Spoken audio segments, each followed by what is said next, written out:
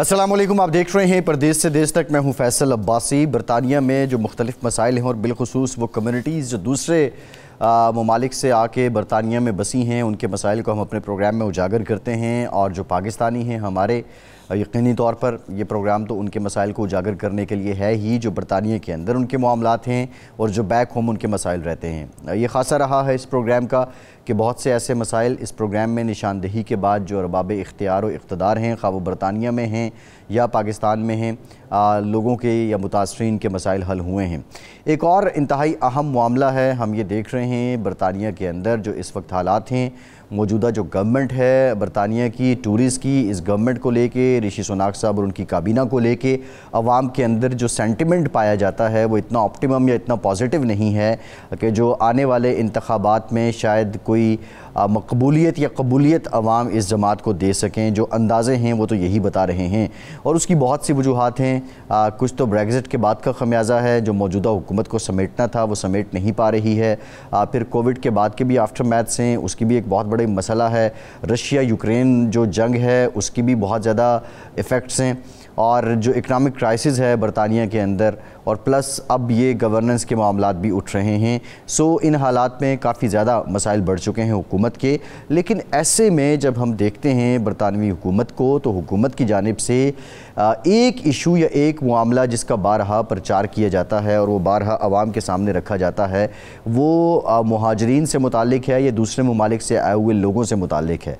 खा वो गैर क़ानूनी इमिग्रेंट्स का मामला हो या अब बात जो है वो कानूनी तरीके से, लीगल तरीके से वीज़े पर जो लोग बरतानिया में मुकीम हैं उनके लिए भी खासी दुश्वार होती जा रही है। स्वेला ब्रेवरमैन ने हाल ही में स्टेटमेंट दी थी कि जो मुहाजिरीन हैं उनकी तादाद को कम किया जाएगा। अब ऋषि सुनाक साहब की जानिब से भी स्टेटमेंट सामने आ रही हैं। बरतानवी हुकूमत अब इस बात पर गौर कर रही है कि बैनुल अक़वामी तलबा जिन्हें ये इजाज़त होती है कि वो अपने ख़ानदान के अफराद को बरतानिया में रख सकते हैं उस दौरानिए में जब वो पढ़ रहे हैं या उनके दीगर मामलात हैं, अब इस जो अमल है इसकी भी बेखनी की जा रही है कि इसको भी कम किया जाए और जो स्पाउस वीज़ा है उसको भी रोक दिया जाए। अब इसकी वजूहात तो बज़ाहिर ज़्यादातर सियासी ही लगती हैं। जो दफ्तर शुमारियात है उसने जो आदाद शुमार जारी किए हैं उनके मुताबिक दिसंबर 2022 को जो साल ख़त्म हुआ उसका जो रिकॉर्ड है, खालिस जो हिजरत है वो काफ़ी हद तक उसमें लोगों का रुझान तो बड़ा है। लेकिन हुकूमत की जानिब से इस इक़दाम को रोकने के लिए अब जो सख्त मामलात किए जा रहे हैं, इसमें जो ऋषि सुनाक साहब अपनी काबीना में ग्राउंड्स ले रहे हैं वो ये बताते हैं कि साल 2022 में तकरीबन 1,36,000 वीज़े दिए गए थे। 2019 में 1,28,000 वीज़े दिए गए थे और साल 2022 में 1,36,000 वीज़े दिए गए हैं और ये 16,000 ज़्यादा हैं साल 2019 की निस्बत। इसी तरह जो होम सेक्रेटरी स्वेला ब्रेवरमैन हैं उन्होंने कहा कि ये पैकेज खालिस हिज्जत से निमटने के लिए फ़ैसला कुन काम करने और मुआशी फ़वाइद के तहफ़्फ़ुज़ के दरमियान सही तवाज़ुन कायम करता है जो तलबा और बरतानिया में ला सकते हैं।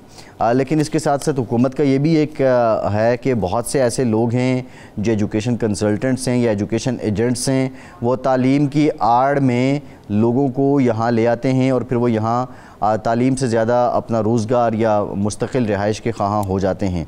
हुकूमत ने बैनुल अक़वामी तलबा की अहमियत और बरतानवी यूनिवर्सिटी में उनके मकाम को तस्लीम किया है, लेकिन कहा है कि मजमूई तौर पर हिजरत को कम करने और इस बात को यकीनी बनाने के लिए अवाम के साथ हमारी वाबस्तगी की कीमत पर नहीं होना चाहिए कि बरतानिया की तरफ से हिजरत इंतहाई हुनरमंद है और इसलिए वो सबसे ज़्यादा फ़ायदा इस इक़दाम के बरतानवी यूनिवर्सिटियों के बड़े नताइज हो सकते हैं, क्योंकि बहुत से लोग गैर मुल्की तलबा से फ़ीस लेने पर इंसार करते हैं जो अक्सर बुलंद शरह होती है। ये बहुत इंपॉर्टेंट फैक्टर है कि बहुत बड़ा रेवेन्यू है जो बरतानिया को इस एजुकेशन सिस्टम के ज़रिए जाता है, कॉलेजेस यूनिवर्सिटी के ज़रिए जाता है, क्योंकि जो बैरून मुल्क से आने वाला तालिब इल्म है वो मकामी तालिब इल्म की निस्बत कई गुना ज़्यादा ट्यूशन फ़ीसेस और दीगर जो फ़ंड्स हैं वो यूनिवर्सिटी को दे रहा होता है और फिर उस बेस पे बरतानवी हुकूमत को भी ये रेवेन्यू जा रहा होता है। अब अगर ये सिलसिला कम कर दिया जाता है या स्टूडेंट्स वीज़ा कम किए जाते हैं या उनके स्पाउस जो हैं या उनके जो फैमिली मेम्बर्स हैं उनको रोका जाता है, तो इसका बरतानिया की मईशत पे क्या मुस्बत असर पड़ेगा, ये बहुत इंपॉर्टेंट बात है। और अगर कर्टेन करती है बरतानवी हुकूमत इस सारे सिलसिले को जो स्टूडेंट्स आ रहे हैं उनको, तो इससे क्या फ़ायदा है बरतानिया की हुकूमत को, ये वो सवाल आते हैं जिस पे हम बात करेंगे। हमें ज्वाइन किया है अमानत अली अंजुम साहब ने, लंदन से हमारे साथ मौजूद हैं, माहिर तालीम हैं। शुक्रिया अमानत साहब आपका। अब्दुल हमीद ख़ान साहब लंदन से हमारे साथ मौजूद हैं, माहिर तालीम हैं। ख़ान साहब आपका बहुत शुक्रिया। ग़ुलाम हुसैन अवान साहब ब्यूरो चीफ़ 92 न्यूज़ यूके हैं, वो भी हमें ज्वाइन करेंगे और दीगर भी हम कोशिश करेंगे कि इस शोबे से वाबस्ता जो लोग हैं उनकी हम राय ले सकें। अब्दुल हमीद ख़ान साहब, पहले मैं आपकी तरफ आऊँगा। अब मामला ये है कि बज़ाहिर तो हमें भी ये सियासी लगता है, एक स्टूडेंट जब अपने फैमिली मेम्बर को या अपने स्पाउस को साथ लेकर जाता है, क्या उसकी लाइबिलिटी बढ़ जाती है या हुकूमत बरतानिया की ज़िम्मेदारी बढ़ जाती है? अस्सलाम वालेकुम। इसमें लाइबिलिटी दोनों तरफ से बढ़ जाती है। अगर आप देखा जाए, अगर आप देखें कि जब एक शख्स जो कि अपनी पूरी फैमिली के साथ यहाँ पर हिजरत करते हैं तो उससे बरतानवी हुकूमत को बहुत ज़्यादा फ़ायदा होता है। अगर जैसे कि आपने भी इंटरनेशनल स्टूडेंट की फ़ीस की बात की, तो एक इंटरनेशनल स्टूडेंट जो कि बरतानिया में, लेट्स से कि मैं आपको कैम्ब्रिज यूनिवर्सिटी की मिसाल दूं कि कैम्ब्रिज में इस वक्त अगर कोई बच्चा मेडिसिन पढ़ने के लिए आता है तो उसकी सालाना फ़ीस 63,000 पाउंड है। और इसके बरक्स उसी कोर्स में जब लोकल हमारा यहाँ का ब्रिटिश बच्चा तालीम हासिल करने के लिए जाएगा तो वो 9,000 फीस देता है। तो जितनी भी हमारी यूनिवर्सिटीज़ हैं, they heavily rely on international student. Covid के दौरान जो रिसर्चर्स हैं, टेम्परेरी स्टाफ था, उनकी तादाद में खासे ख्वाह कमी आई। और अगर आप देखें दुनिया में international destination for international students, तो बरतानिया का जो नंबर है वो नंबर 2 है इसमें, आफ्टर अमेरिका। तो मेरे ख्याल से बहुत से जो बरतानिया में जो रोज़गार है और इनकी जो इकोनॉमी है, they heavily rely on international student. लेकिन जब हम लोकेलिटी की बात करते हैं और जब फैमिली अपने डिपेंडेंट के साथ यहाँ पर आती हैं, तो उनमें जो गवर्नमेंट है, गवर्नमेंट की तरफ से उन्हें एजुकेशन फ्री है, उनको हेल्थ में काफ़ी ज़्यादा अपॉर्चुनिटीज़ मिलती हैं, जिसकी वजह से ये रीसेंट गवर्नमेंट ने ये डिस्कशन स्टार्ट कर दी है कि आने वाले सालों में डिपेंडेंट्स की तादाद में कमी लाई जाए। लेकिन अगर ये डिपेंडेंट्स की तादाद में कमी लाते हैं तो इससे इनकी इकोनॉमी को बहुत ज़्यादा फ़र्क पड़ेगा। इंटरनेशनल स्टूडेंट्स का जो रुझान रिसेंटली न्यूजीलैंड और ऑस्ट्रेलिया से हटकर दोबारा यूनाइटेड किंगडम की तरफ हुआ है, तो उसमें भी इनकी तादाद में कमी आएगी। तो गवर्नमेंट को यूनिवर्सिटीज़ को, एजुकेशन को, इंटरनेशनल स्टूडेंट से बहुत ज़्यादा फ़ायदा है। और साथ साथ जो लोकल बिजनेसेस हैं, जो डिपेंडेंट हैं, वो full time they are allowed to work, तो उसको भी बहुत ज़्यादा बूस्ट मिलता है। और जब से ये यूरोपियन यूनियन से बाहर आए हैं तो यहाँ पर जो की वर्कर्स हैं, जो टेस्कोज हैं, रिटेल्स में काम करने वाले, उधर भी वर्कर्स की काफ़ी शॉर्टेज है। तो डिपेंडेंट का एक एडवांटेज ये है, they are allowed to work full time और वो फुली काम कर सकते हैं इन दीज सेक्टर्स। बिल्कुल ठीक है। मैं अब्दुल हमीद साहब आपकी तरफ मजीद भी आऊँगा। जाहिद भट्टी साहब ने भी हमें ज्वाइन कर लिया है, बर्मिंघम से एजुकेशन कंसल्टेंट हैं, एक्सपर्ट हैं। बहुत शुक्रिया भट्टी साहब आपका। ग़ुलाम हुसैन अवान साहब, मैं आपकी तरफ आना चाहूँगा। हम बारहा जिक्र कर चुके हैं, लेकिन अब ये ऐलानात हो रहे हैं, जिस तरह बात पहले भी हुई, अब्दुल हमीद साहब ने भी बात की कि लाइबिलिटी जो है वो दोनों साइड पे बढ़ती है, लेकिन एक कॉमन जो फिनोमेनन है वो यही है कि अगर मेरी लाइबिलिटीज़ बढ़ रही हैं तो मैं काम को ही ज़्यादा करूँगा। बरतानिया के अंदर जिस तरह ह्यूमन रिसोर्स की कमी है, बिलखुसूस जो फ्रंट लाइन वर्कर्स हैं, स्ट्रीट वर्कर्स हैं, उनकी कमी है, ऐसे में अगर ये डिपेंडेंट्स आते हैं तो आप नहीं समझते ये कंट्रीब्यूशन है टुवर्ड्स जो ब्रिटिश बिज़नेस है, बिजनेसमैन है, बिज़नेस तबका है, उसके लिए और उसकी इकॉनमी के लिए? जी बिल्कुल, बहुत शुक्रिया आपका फैसल। देखिए, बात यह है कि जैसा कि अब यहाँ पे रिपोर्ट हो रहा है कि ये जो स्पाउस को वहाँ से लाना, इसका जो है वो मिसयूज काफ़ी ज़्यादा हो रहा है। ख़ासतौर पे जो साउथ एशियन कंट्रीज़ हैं, वहाँ पे ये काफ़ी ज़्यादा केसेस यहाँ पर ये रिपोर्ट हुए हैं। लोगों ने ये महसूस किया कि जब एक स्पाउस बन के यहाँ पर आते हैं तो उसके बाद जो है वो दोनों एक दूसरे से अलग हो जाते हैं। और फिर उसके बाद जो है वो कॉम्प्लिकेशन शुरू हो जाती हैं कि जो अगर मेल है तो वो अगर स्पाउस बन के आया है तो वो अपनी अलग यहाँ पर जिंदगी स्टार्ट करना चाह रहा है। और उसमें से आप ये कह सकते हैं कि जेन्युइन केसेस भी होते हैं, ज़ाहिर है वो भी हैं यहाँ पर, लेकिन जो इस तरह मैं कहूँगा नॉन जेन्युइन केसेस हैं ना, उसकी वजह से जो है मेरा ख्याल है कि इन्होंने इस तरह का स्टेप उठाया है कि ये लोग जो है वो बरतानिया आने के लिए ये रूट जो है वो इस्तेमाल करना शुरू हो गए हैं। इसलिए जो है वो इन्होंने इसके ऊपर थोड़ी सी मैं कहूँगा सख्ती की है और आने वाले दिनों के अंदर कहा जा रहा है कि इसके अंदर मजीद भी कुछ तब्दीलियाँ करने वाले हैं ताकि सिर्फ जेन्युइन लोग जो स्पाउस हैं, जो कपल्स हैं, वो ही यहाँ पर आ सकें। क्योंकि ऐसे जो है वो किसी के स्टूडेंट वीज़े के साथ अटैच होकर ऐसे लोग भी बरतानिया के अंदर आ सकते हैं जो कि शायद वैसे नहीं आ सकते थे।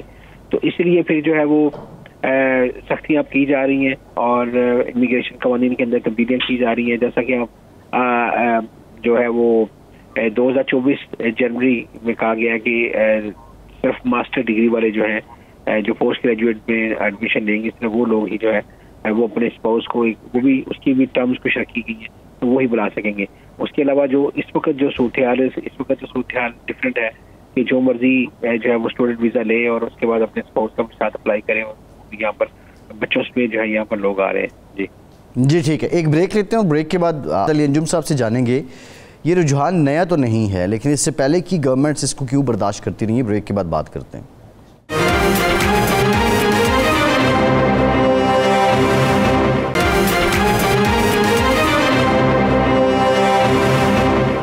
ब्रेक के बाद एक बार फिर से आपका खैर मकदम करेंगे। अमानत अली अंजुम साहब, ये जिस अमर की निशानदेही गुलाम हुसैन अवान साहब कर रहे थे, ये रुझान कोई नया तो नहीं है, पहले भी ये होता रहा है और हुकूमतें बर्दाश्त भी करती रहीं, इवन बाद में मिनिस्ट्री भी देती रहीं, तो अब इस पे इतना ज़ोर क्यों दिया जा रहा है?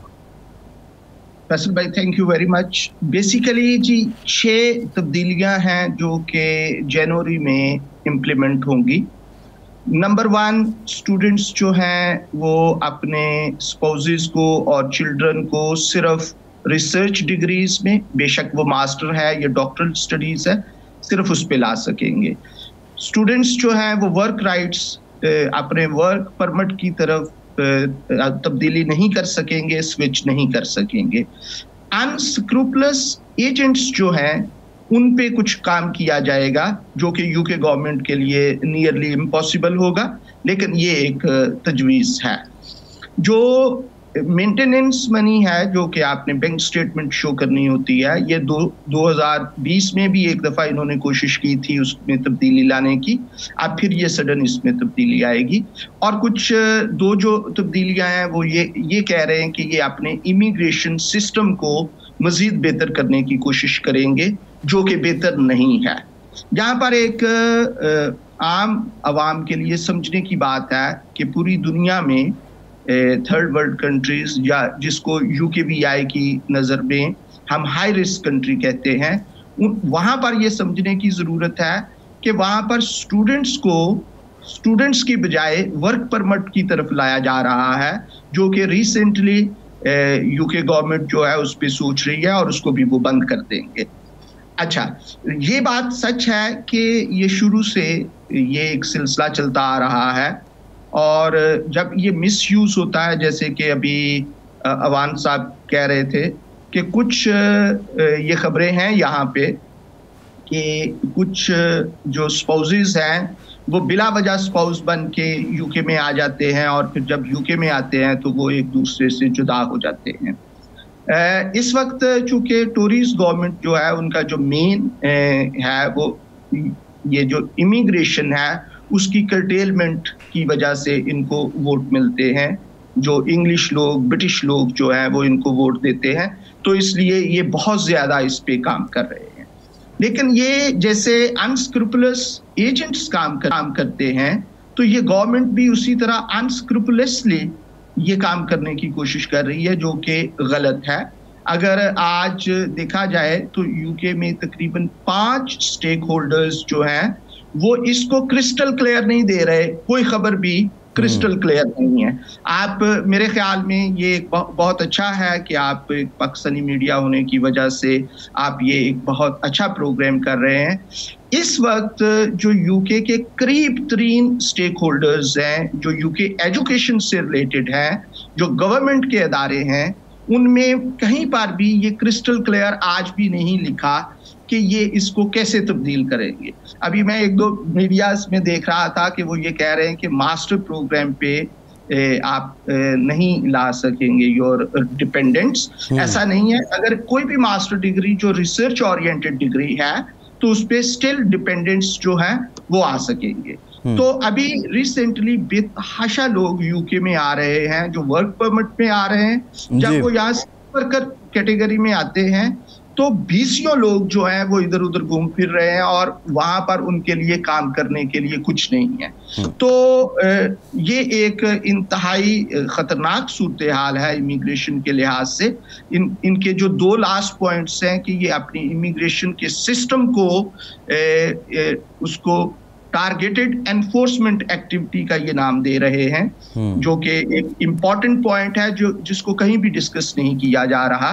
तो उसमें इनको बहुत ज्यादा बेहतरी लाने की जरूरत है और ट्रांसपेरेंट सिस्टम लाने की जरूरत है, जहां पर जो दुनिया में एक यूके एजुकेशन सिस्टम का नाम है वो क्रिस्टल क्लियर हो सके और यूके की इकोनॉमी पे जो इतना पॉजिटिव इम्पैक्ट है। अब अगर आप देखें तो ऑस्ट्रेलिया जो है वो 2 से लेकर 4 साल का पोस्ट स्टडी वर्क देता है और पेरेंट और आप वहां पर अपने डिपेंडेंट्स को ला सकते हैं। न्यूजीलैंड ने एक बहुत अच्छा सिस्टम पैदा किया है जहां पर वो अनस्क्रूपुलस एजेंट्स को देख सकेंगे, लेकिन ये अपनी इमिग्रेशन सही है। मैं आपकी तरफ अमानत साहब आपकी तरफ मजीद भी आऊँगा। ज़रा जाहिद भट्टी साहब से मैं जानना चाहूँगा। जाहिद भट्टी साहब, इस पे तो कोई दो राय नहीं है, जो साउथ एशियन कंट्रीज़ हैं, बिलखुसूस पाकिस्तान में भी ये रुझान रहा है कि लोग जाते स्टूडेंट वीज़ा पे रहे हैं लेकिन मकसद उनका काम करना होता था। लेकिन मेरा सवाल ये था कि अभी ऐसा नहीं है कि अभी जाके बरतानवी हुकूमत इस अमर से बाखबर हुई होगी, उन्हें पहले से भी पता हुआ होगा। और पहले हमने ये देखा कि अगर किसी का वीज़ा ख़त्म हो जाता था वो स्टे करता था, फिर उसके बाद एमनेस्टी में वो रेगुलर भी हो जाता था। ऐसी क्या रीज़न है कि जो हुकूमतें एमनेस्टी देती रही हैं और अब ये हुकूमत इतनी ज़्यादा एक सख्त इक़दामात ले रही है? फ़र्क क्या है? क्या अब वाकई बरतानिया के लिए इन इमिग्रेंट्स को संभालना मुश्किल हो रहा है? जी अस्सलाम वालेकुम, बहुत शुक्रिया।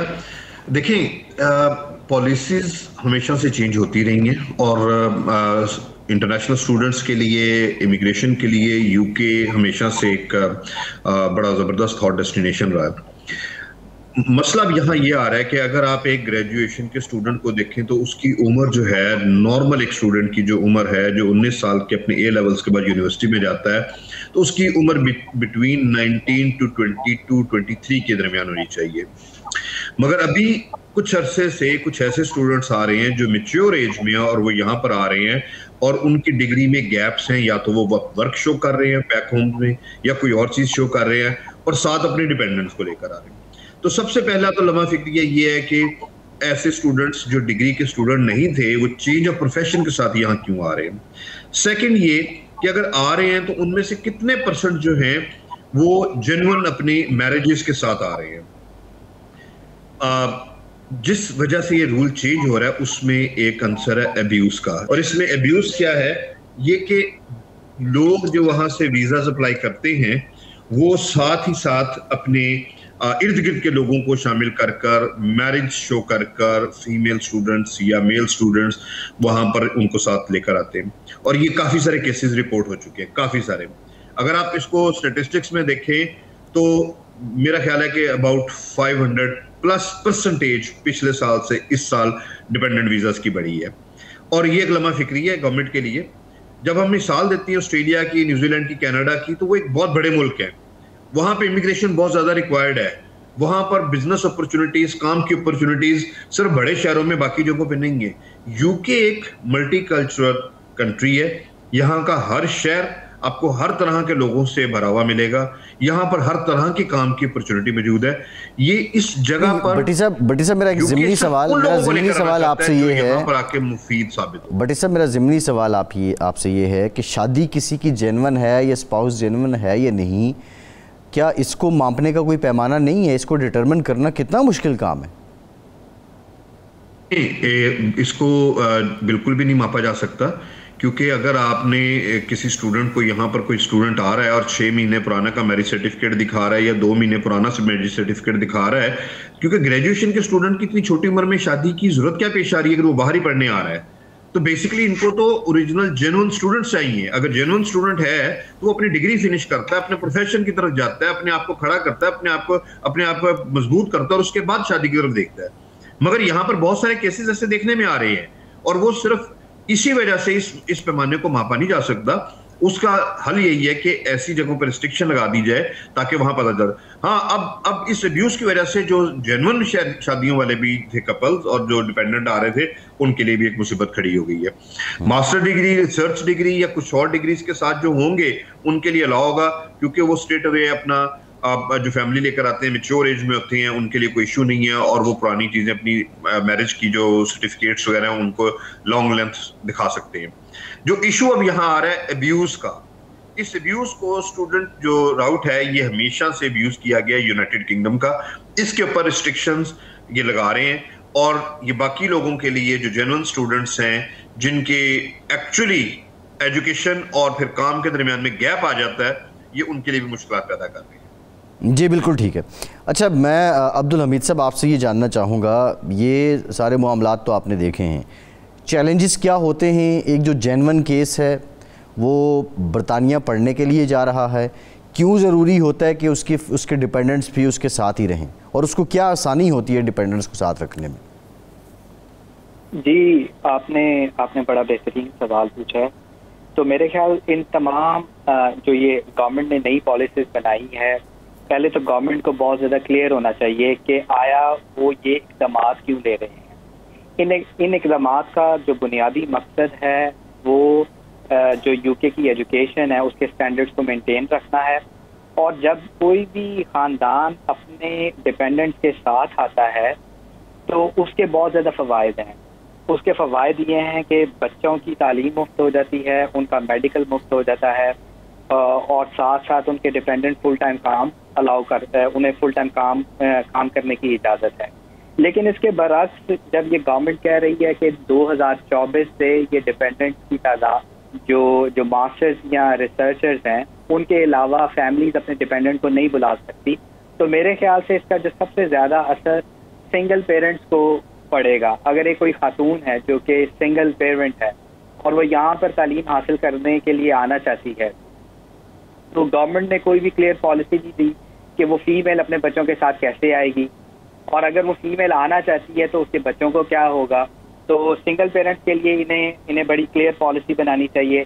इसके साथ साथ अगर ये चाह रहे हैं कि इंटरनेशनल स्टूडेंट्स की तादाद में कमी आ जाए, और आज जब हम कहते हैं कि बरतानिया इंटरनेशनल स्टूडेंट्स के लिए पूरी दुनिया में दूसरी बेहतरीन डेस्टिनेशन है और बरतानिया की बहुत बड़ी इकोनॉमी भी इंटरनेशनल स्टूडेंट्स पर रिलाई करती है, तो अगर ये इंटरनेशनल स्टूडेंट्स की तादाद में कमी कर देगी तो फिर इनके पास कौन सा ऐसा ऑल्टरनेटिव मॉडल है जिसके ज़रिए ये अपनी इकोनॉमी को सस्टेन कर सकेंगे। ठीक है। और फिर तीसरी चीज़ ये कि अगर हम अब यूनिवर्सिटीज़ में रिसर्चर्स और जो परमानेंट स्टाफ है उनकी सैलरीज की बात करें, they heavily rely on international students. मैंने पहले भी जिक्र किया कि जब कोई भी बैनुल-अक़वामी तालिब इल्म यहाँ पर आता है और वो फीस अदा करता है तो उसकी फीस 4 से 5 गुना ज़्यादा होती है as compared to local student. जैसे कि अगर किंग्स कॉलेज लंदन की मैं मिसाल दूँ तो वहाँ पर जो इंटरनेशनल स्टूडेंट जो MBA कर रहा है उसकी फ़ीस 28,000 पाउंड है और जो हमारा लोकल स्टूडेंट है वो 9,000 पाउंड देता है। तो मेरे ख्याल से इन्हें बहुत ज़्यादा क्लैरिटी देनी चाहिए कि अगर ये इंटरनेशनल स्टूडेंट्स की तादाद में कमी करेंगे तो उसके हमारी इकोनॉमी पर जो असरात मुरतब होंगे उनको ये कैसे बैलेंस आउट करेंगे। और अगर ये पोस्ट स्टडी वीजे को भी स्टॉप करने की प्लानिंग कर रहे हैं तो फिर उससे भी दोबारा से जो रुझान बरतानिया में इंटरनेशनल स्टूडेंट्स का बना है उसमें कमी आएगी। लोग दोबारा ऑस्ट्रेलिया और न्यूजीलैंड की तरफ रुझान करेंगे। और यहाँ पर मैं आपको लोकल बिजनेसेस की बात बताऊं, जब से ये बरतानिया यूरोपियन यूनियन से अलहदा हुआ है हमारे पास की वर्कर्स नहीं है, रिटेल्स में काम करने के लिए लोग मौजूद नहीं है।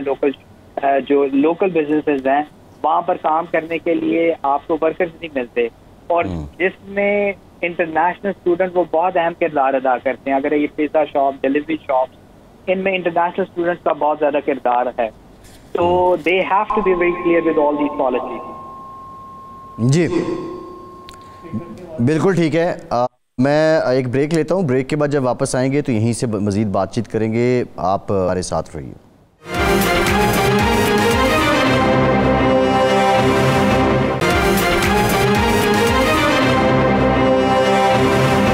ब्रेक के बाद एक बार फिर से आपको खुशामदीद कहेंगे। गुलाम हुसैन अवान साहब, ये बताइएगा, अब ये अगर पॉलिसी इम्प्लीमेंट हो जाती है तो लोगों का उमूमी तौर पर रद्द-ए-अमल क्या आएगा? क्या जो वोटर हैं टूरिस्ट के वो इस सुख का सांस लेंगे और वो समझेंगे कि जो वादे हुकूमत कर रही है वो पूरे हो जाएंगे, या लोग भी इस बात को समझते हैं कि ये इसमें एक बहुत बड़ा फैक्टर सियासी एक्टिविटी का भी है? नहीं, मैं आपको बताऊँ कि हमेशा जब भी इलेक्शन करीब होते हैं ना तो इस तरह की मूव जो है वो टोरी पार्टी की तरफ से चलती हैं, ताकि जो उनके अपने जो लोकल वोटर्स हैं कम से कम ज़ाहिर है जो कि इमिग्रेंट्स को इतना ज़्यादा पसंद नहीं करते शायद, तो ताकि उनको ये पता चले कि हमारी जो गवर्नमेंट है वो इस तरह की पॉलिसीज बना रही है कि जो लोकल लोग हैं उनको ज़्यादा जो है वो प्रायोरिटी दी जा रही है, और इमिग्रेंट्स जो है वो उनकी तादाद कम से कम करने के लिए जो है वो हुकूमत इक़दाम कर रही है। तो इस तरह के जब भी इलेक्शन होते हैं ना तो वो जो इमिग्रेशन का जो होम सेक्रेटरी जो भी होता है इमिग्रेशन का वजीर, वो इस तरह की पॉलिसी ज़रूर अनाउंस करता है। अभी तकरीबन गुज़श्ता 2 माह से जो है वो इमिग्रेशन कवानीन के अंदर जो है वो तब्दीलियाँ आ रही हैं। कभी पता चलता है कोई तब्दीली आ गई है, कभी आपने देखा पहले वो रवांडा वाला था, फिर उसके बाद ये हुआ जी कि ये जो बहरी जहाज़ है उनके अंदर जो है वो उनको जेलों का दर्जा दिया जा रहा है ताकि जो असाइलम सीकर्स हैं उनको जो है वहाँ पर रखा जाए। इसी तरह फिर जो फ्रांस और बरतानिया का बॉर्डर है वहाँ पर बहुत बड़ी तादाद के अंदर जो है वो ऑफिसर्स डिप्लॉय किए जा रहे हैं ताकि जो वहाँ से लोग आए उनको रोका जा सके। तो इस तरह बॉर्डर टाइटन अप किए जाते हैं। अब ये स्टूडेंट्स हैं वो हालिया दिनों के अंदर साउथ एशिया से बहुत बड़ी तादाद के अंदर जो है वो स्टूडेंट्स की आमद हो रही थी, उनके स्पाउसेस की आमद हो रही थी, और जो लोकल लोग हैं उनके लिए भी जॉब्स का मसला बन जाता है कि पास फील्ड के अंदर जब किसी इलाके के अंदर इतने ज़्यादा लोग आ जाएं और वो हर बंदा जो है जॉब ढूंढ रहा हो तो फिर जो है दूसरे लोगों के लिए भी मसाइल पैदा होते हैं। तो इसी चीज़ों को इन्होंने जो है वो फोर्स ही करते हुए कि आने वाले दिनों के अंदर परेशानी जो है वो बढ़ सकती है। और दूसरा ये है कि जो लोकल जो लोग हैं, जो वोटर्स हैं, वो महसूस करते हैं कि बाहर से लोग आकर जो है वो काफ़ी ज़्यादा जॉब जो है वो कैप्चर कर रहे हैं।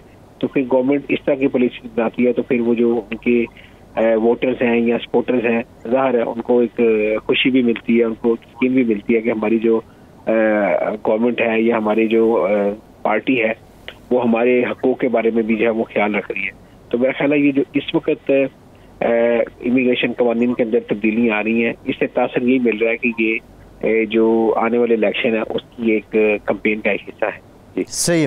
अच्छा अमानत अली अंजुम साहब, मसला ये है कि एक जानिब हम देखते हैं कि बरतानिया में किल्लत है, लॉरी ड्राइवर्स की भी पिछले प्रोग्राम में बात हो रही थी कि बुचर्स की बहुत ज़्यादा किल्लत है। इसी तरह और बहुत से शोबे हैं जहां लोग चाहिए।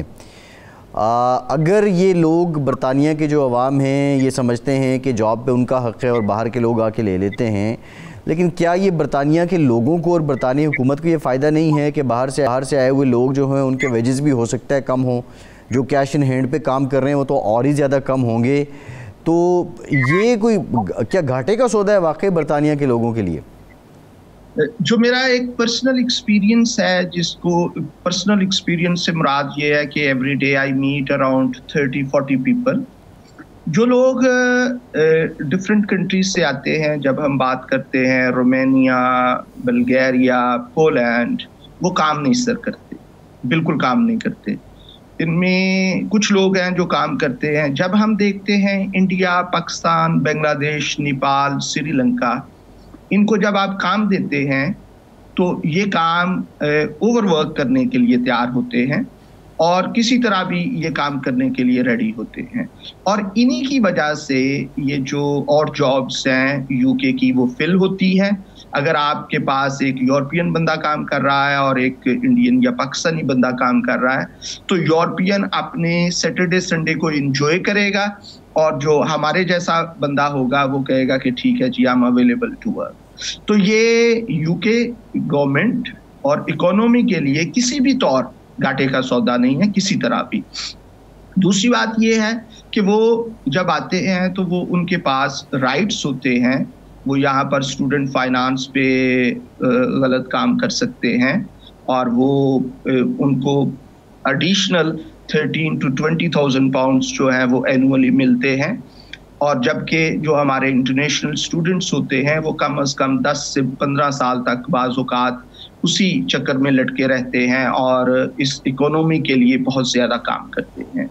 जब एक इंटरनेशनल स्टूडेंट यूके में आता है तो जब वो ये डिसाइड करता है कि वो यूके में आएगा, वो ब्रिटिश कौंसल या आईडीपी या ऑस्ट्रेलियन ऑफिस जो है उनके थ्रू जब आइल्स स्टार्ट करता है तो ये यूके का जो रेवेन्यू है वहाँ से स्टार्ट होता है। जब वो वीज़ा अप्लाई करता है तो उसमें जब वो इंटरनेशनल हेल्थ सरचार्ज पे करता है, वहाँ से लेकर वो यूके में आके हर एक कदम पे पैसे पे करता है। बाज़ औक़ात लोग जो हैं वो 10 साल तक जो सिर्फ ट्यूशन फ़ी है वो इतनी ज़्यादा पे कर देते हैं कि आप इमेजिन नहीं कर सकते। हम तो रोज़ाना इन चीज़ों को देखते हैं, सुनते हैं। तो ये हर लिहाज से यूके की इकोनॉमी के लिए हर लिहाज से ये एक फ़ायदेमंद सौदा है, जिसको उनको इस तरह से ये नहीं करना चाहिए, बल्कि इसमें कोई दूसरी राय नहीं है कि जो सारा काम हो रहा है उसमें जेन्युइननेस लानी चाहिए।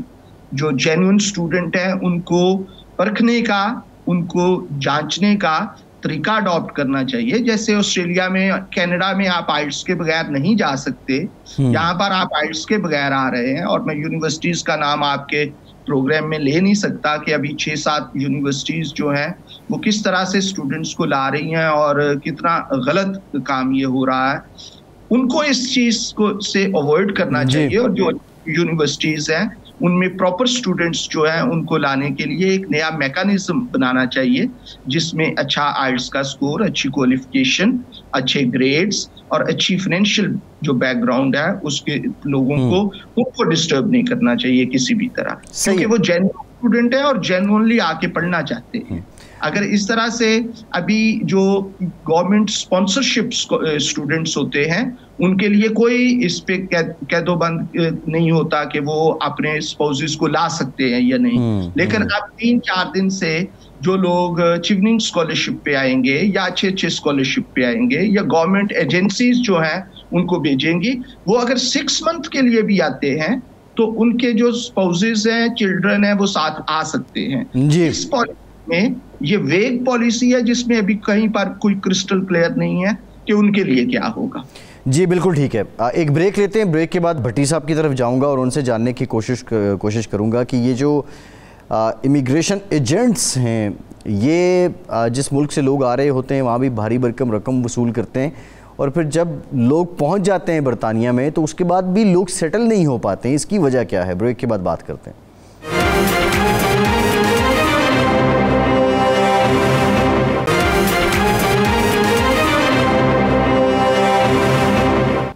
ब्रेक के बाद एक बार फिर से आपका खैर मकदम करते हैं। भट्टी साहब, ये बताइएगा कि जो इमिग्रेशन एजेंट्स हैं वो यहाँ से लोगों को ले जाते हैं, यहाँ भी ठीक ठाक पैसा चार्ज करते हैं, साउथ एशियन कंट्रीज़ की मैं बात कर रहा हूँ, और जब वो बरतानिया पहुँच जाते हैं, खा वो लोग वर्क वीज़े पे गए हों या वो लोग स्टूडेंट वीज़े पे हों, तो अक्सर ये कंप्लेंट्स आती हैं कि लोग वहाँ सेटल नहीं हो पा रहे हैं। इसमें जाने वाले का कसूर कितना होता है और भेजने वाला कितना झांसा देता है? जी बहुत शुक्रिया। देखें, आपका जो क्वेश्चन है ये सेल्फ एक्सप्लेनेटरी है। जाने वाले का तो कसूर 100% है, क्योंकि एक उसने तरीक़ेकार गलत अपनाया है, और भेजने वाले को किसी चीज से गर्ज नहीं, आपकी ना जान से, ना आपके पैसों से, ना किसी और से, उसको सिर्फ अपनी कमीशन से गर्ज है। बहुत सारे वाकयात ऐसे हो चुके हुए हैं, जैसे अभी इमानत साहब ने बताया और आवान साहब ने बताया कि जो इमिग्रेशन कंट्रोल के लिए इन्होंने शिप्स को खड़ा कर दिया और बाकी चीजें कर दी कि जो वही जेल होगा। तो ये सारी चीजें इसीलिए गवर्नमेंट कर रही है कि ये ऐसे लोगों को डिस्करेज किया जाए। देखिए, बार बार एक चीज बताई जाती है, जैसे अभी बताया मानो साहब ने, कि जो ब्रिटिश काउंसिल के स्कॉलरशिप्स लेते हैं या ब्रिटिश काउंसिल के अप्रूव्ड एजेंट्स के थ्रू करते हैं या यूनिवर्सिटीज के अप्रूव्ड एजेंट्स के थ्रू करते हैं या आईडीपी के थ्रू करते हैं, वो बेसिकली प्रूव करते हैं कि उनके ग्रेड्स अच्छे हैं, वो एलिजिबल हैं फर्दर स्टडी। बाहर आप किस लिए आना चाहते हैं? अगर पढ़ने के लिए आना चाहते हैं तो आप पढ़ने के लिए आए। अगर आप सेटलमेंट के लिए आने तो 10,000 रूट्स मौजूद हैं सेटलमेंट के, आप उन रूट्स को जो है ऑप्ट करें। ये जरूरी नहीं है कि आप एक रूट को यूज कर उसको अब्यूज करें। ये गवर्नमेंट इसीलिए इसको डिस्करेज कर रही है क्योंकि इसको स्टूडेंट वीजा को एक अब्यूज के तौर पे यूज किया जा रहा है। जैसे अभी आपने खुद जिक्र किया है कि हजारों लाखों पैसे लेकर वो उनको भेजती हैं और फिर शिकायत आती है सेटल। भाई, किस चीज की शिकायत? ना आपके पास डिग्री है, ना आपके पास तजर्बा है, ना आपको किसी चीज का पता है। आपने पैसे देकर झांसा लेकर एक मुल्क में दूसरे में चले गए। अभी तो आप लाहौर से अगर कराची चले जाएं तो आपके लिए वहां जाके रहना मुश्किल हो जाएगा। आपको वहां कोई नौकरी नहीं देगा, आपको वहां पर कोई घर किराए पे नहीं देगा। तो आप दूसरे मुल्क जा रहे हैं, आपने प्रिपेयर क्या किया है? आप रेडी कैसे हैं? अपने आप को कैसे तैयार किया है? ये 100% उन लोगों की गलती है और वो इस ख्वाब ख्याली में है कि वो ऐसा काम करेंगे और कामयाब हो जाएंगे। जी ठीक है। गुलाम हुसैन अवान साहब, आप ये ज़रा बता दें, बरतानवी हुकूमत ये सब कुछ जो कर रही है, इस पर जो अपोजिशन है बरतानिया के अंदर, उसका रद्द-ए-अमल क्या है? देखिए, जो अपोजिशन पार्टी है लेबर पार्टी, ये हमेशा इमिग्रेंट फ्रेंडली पार्टी रही है। और पहले भी जब एमनेस्टी भी आई थी तो वो भी इन्हीं के दौर में आई थी, जो कि एक गैर कानूनी जो लोग यहाँ पर मुकीम होते हैं उनको कोई ना कोई रिलैक्सेशन देने के हवाले से। और अब भी बहुत सारे लोगों ने, मैं कहूँगा यहाँ पर शायद लाखों की तादाद के अंदर गैर कानूनी तौर पर जो लोग मुकीम हैं, किसी ना किसी वाले से उनके जो केसेस हैं वो ख़राब है, किसी का कोई ओवर स्टेयर है, इस तरह के मसाइल हैं लोगों के। तो वो लोग जो हैं वो उम्मीदें बांधे बैठे हैं कि अगर आइंदा लेबर पार्टी की हुकूमत आती है तो शायद उनकी जो है कोई सुनी जाए। क्योंकि जो ये कंजर्वेटिव पार्टी है, इनके दौर के अंदर तो हमेशा जो है वो रूल जो है वो टाइटन ही होते हैं और कभी भी जो है वो कोई ऐसे रूल्स या कोई ऐसी रिलैक्सेशन नहीं आई कि जिसके अंदर जो है वो लोगों को कोई आम माफी मिले या लोगों के जो इस तरह के मामला जो है वो हल हो। लेकिन अब लोग, चूंकि लोग समझते हैं कि लेबर पार्टी एक लेबर क्लास की पार्टी है और ये इनकी पॉलिसी भी हमेशा जो है वो इमिग्रेंट्स के बारे में इतनी सख्त नहीं रही, तो अब भी लोग जो है वो उम्मीदें लगाए बैठे हैं और उनका यही ख्याल है कि अगर आइंदा लेबर पार्टी की गवर्नमेंट आती है तो उन्हें जो है वो इनसे कुछ जो है वो कुछ रिलैक्सेशन मिल सकती है। तो अभी पार्लियामेंट के अंदर भी ये जब ऐसे रूल्स आते हैं तो ये लेबर पार्टी हमेशा मुखालफत करती है, बहुत टफ टाइम देती है। और ये बताऊं कि लेबर पार्टी के साथ साथ टोरी पार्टी के जो लोग हैं, बैक बेंचर्स आप कह लें, वो भी जो है वो मुखालफत करते हैं ऐसे रूल्स की। और पिछले दिनों जो है वो काफी ज्यादा सख्त सवालात का सामना करना पड़ा होम सेक्रेटरी को कि आप इस तरह के जो रूल्स बना रही हैं अनह्यूमन टाइप, और इससे जो है वो बरतानिया का बैनुल अक़वामी सतह पे जो चेहरा है वो सही है। मैं गुलाम हुसैन अवान साहब, टाइम कम है, मैं ज़रा अब्दुल हमीद साहब से एक ब्रीफ कमेंट ले लूँ और फिर अमानत अली साहब से भी ब्रीफली बताइएगा। अब्दुल हमीद साहब, वो लोग जो स्टूडेंट वीज़ा पे चले गए, बरतानिया में रह रहे हैं और वो पढ़ भी नहीं रहे हैं, लेकिन उनको वहाँ सेटलमेंट में दुश्वारी है, उनको उस तरह काम करने की भी इजाज़त नहीं है, तो उनके लिए आपकी क्या सजेशन है? जो बुनियादी वजह वो तमाम साउथ एशियन कंट्रीज के इकोनॉमिकल क्राइसिस हैं। वहाँ पर कंसल्टेंट जो हैं वो सही तरह रहनुमाई नहीं करते। और अगर मैंने बहुत से पढ़े लिखे लोगों से रोज़ाना के मामूल में उनसे मुलाकात होती है, बहुत से लोग अभी रिसेंटली मेरे जानने वाले एक डॉक्टर जो कि MBBS क्वालिफाइड हैं और डर्मेटोलॉजिस्ट हैं, पाकिस्तान से स्टूडेंट वीजे पर बरतानिया में आए हैं और उनका सिर्फ और सिर्फ मकसद बेहतरीन रोजगार है। तो वहाँ पर जितने भी लोग हैं उन्हें गाइडलाइन सही तरह प्रोवाइड नहीं की जाती और उन्हें सब्ज बाग दिखाए जाते हैं। और वो क्योंकि इकोनॉमिकली कंट्रीज इतने डिप्राइव हैं कि उन्हें कोई भी मौका मिलता है तो वो किसी भी को छोड़ने के लिए तैयार हो जाते हैं। लेकिन इसके बरक्स जब वो यहाँ पर आते हैं रियलिटी बिल्कुल डिफरेंट है। मैंने यहाँ पर डॉक्टर्स, इंजीनियर्स को चिकन शॉप पर, ट्यूशन सेंटर्स पर बुनियादी पेस पर काम करते हुए देखा है। और जहाँ तक ये टोरीज को कंसर्न है लो स्किल्ड वर्कर्स का, तो अगर ज्यादातर जो पाकिस्तान इंडिया से डिपेंड सही है। मैं हमीद साहब बहुत शुक्रिया आपका। मैं अमानत अली साहब just 30 second you have, same comments from your side. जी, मेरा एक तमाम स्टूडेंट्स के लिए ये पैगाम है कि खुदारा अगर आप डॉक्टर हैं तो प्लैब 1 करें, प्लैब 2 करें। अगर आप कोई भी प्रोफेशनल बॉडी से तल्लुक़ रखते हैं तो कोशिश करें कि उसके एग्ज़ाम पास करके एक इज़्ज़त के साथ यूके में प्रोफेशनल तौर पर आएँ। और वो तमाम लोग जो यहाँ पर स्किल्ड वर्कर के लिए आ रहे हैं उनको ये पता होना चाहिए कि उनकी क्या पोजीशन है और वो खुदारा पैसे ज़ाया ना करें। यहाँ पर एक बहुत बड़ा ट्रेंड चल रहा है और यहाँ पर जब वो लोग आते हैं तो यहाँ पर कोई उनके लिए वर्क वेट नहीं कर रहा होता और फिर वो बहुत थोड़े अरसे के बाद उनको कर्टेलमेंट लेटर्स मिलेंगे, वो इलीगल हो जाएंगे। तो पैसा ज़ाया ना करें, कोशिश करें कि जो सही है। बिल्कुल ठीक है, टाइम ख़त्म हो गया है। अमानत अली अंजुम साहब बहुत अच्छा पैगाम है आपका। अब्दुल हमीद साहब, अमानत अली साहब, जाहिद भट्टी साहब, गुलाम हुसैन अवान साहब, तमाम मेहमानों का बहुत शुक्रिया। फैसल अब्बासी को इजाज़त दीजिए।